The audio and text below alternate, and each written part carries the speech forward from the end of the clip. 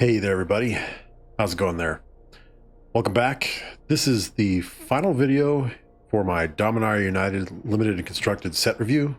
Today we're doing all the lands.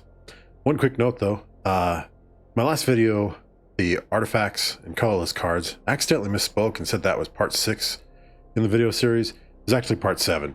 The multicolored cards was part 6, so I misspoke there, and instead of reshooting the entire video, figure I'd just correct that here. So multicolored comes before colorless cards and artifacts, and then this episode for lands is the final part 8.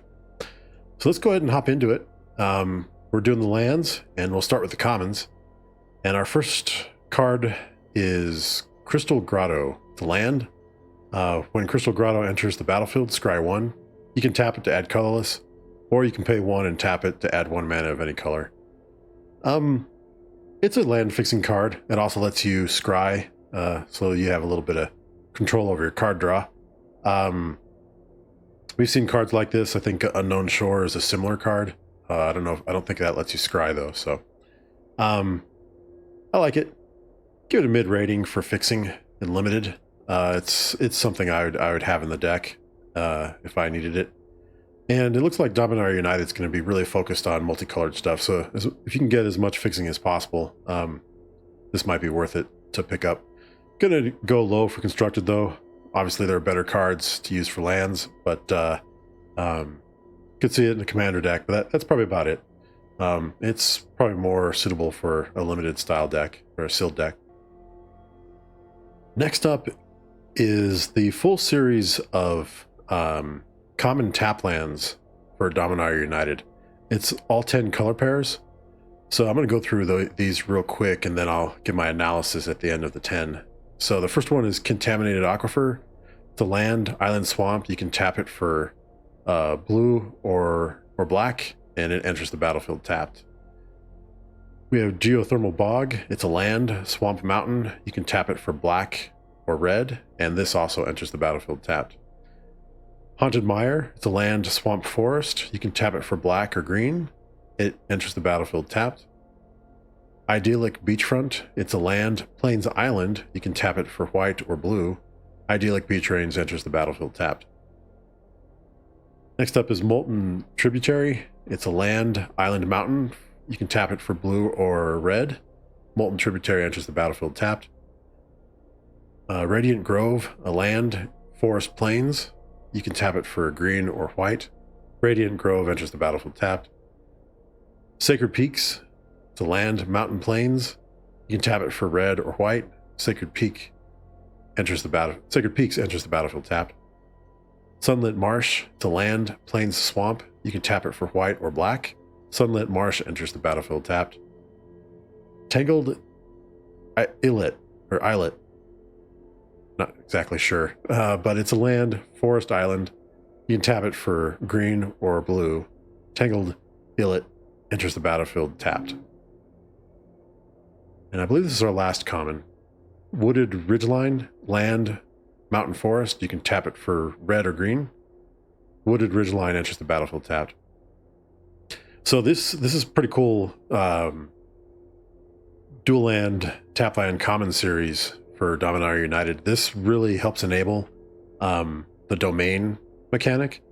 Theoretically, you could be playing a mono green deck with all 5 basic land types if you include these dual lands in your deck. I think for drafting and for sealed deck, I would place a high priority on these. I think these open up a lot of possibilities with the domain mechanic in the set. So I'm going to give these a high rating for limited, and I'm going to do the same thing for constructed.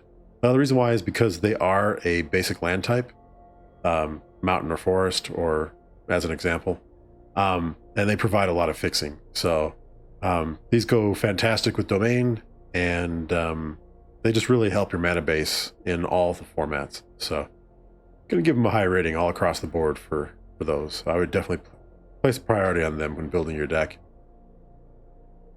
So next up are the rares. There's no uncommon lands in the set.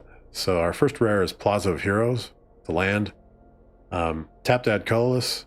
or you can tap to add 1 mana of any color, spend this mana only to cast a legendary spell. Or you can tap it to add 1 mana of any color among legendary permanents you control. Or you can pay 3 and tap it and exile Plaza of Heroes. Target legendary creature gains hexproof and indestructible until end of turn. Yeah, this is an interesting card. If you have legends in your limited decks, this is going to get a high rating.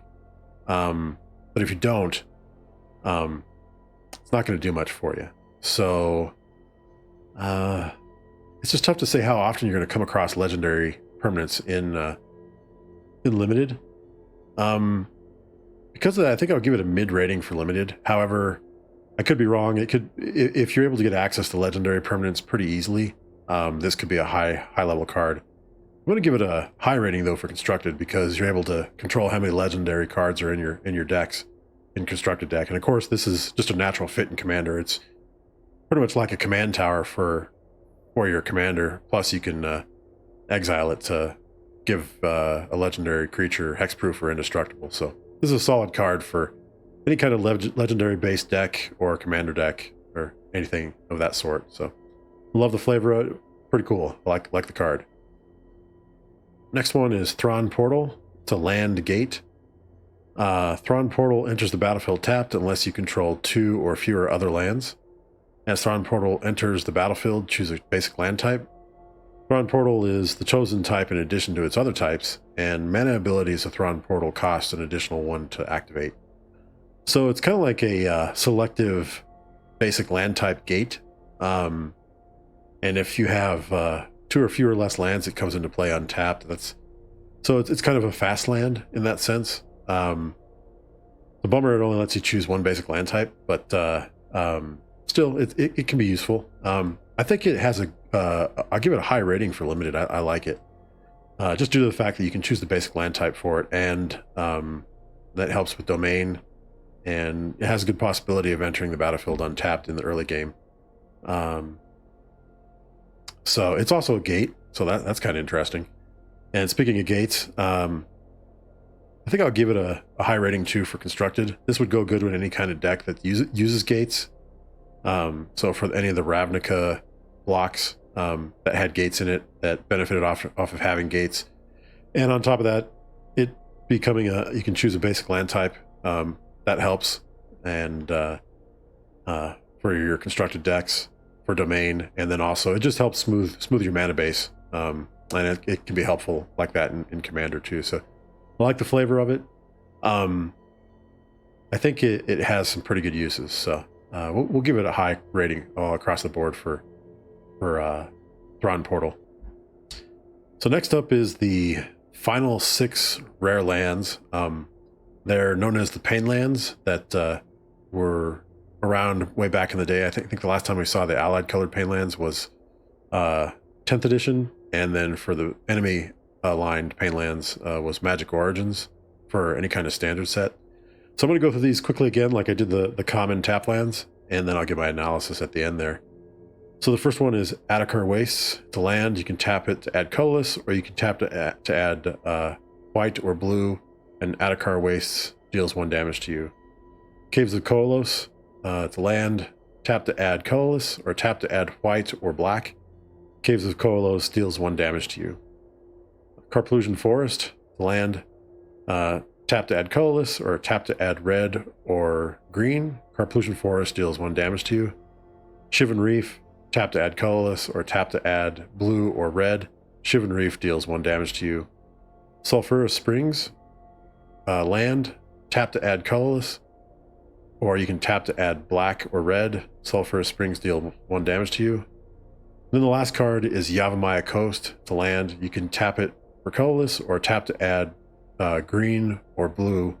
Yavimaya Coast deals 1 damage to you.